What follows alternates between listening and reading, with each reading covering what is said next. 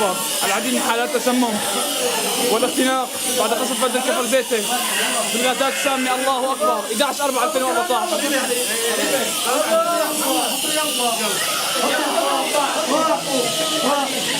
يلا اعطينا ماسكه. الله أكبر. لا إله إلا الله. بشويش. ايوه خذ ايوه اقرا الاطفال، بس الاطفال انتبهوا على الاطفال يا جماعه. دكتور اعطيني اياه. الله أكبر. كفر زيته 11/4/2014.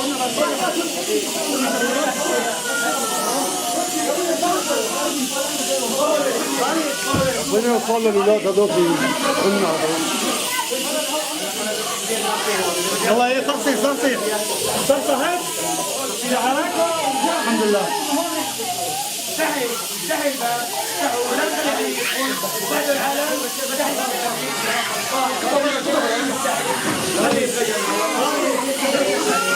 يلا حبيبي. ايوه صرصير.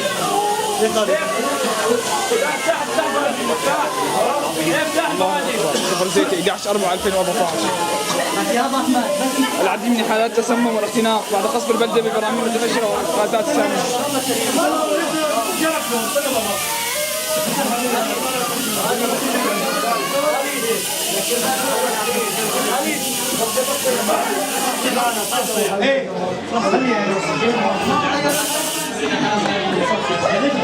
ايدك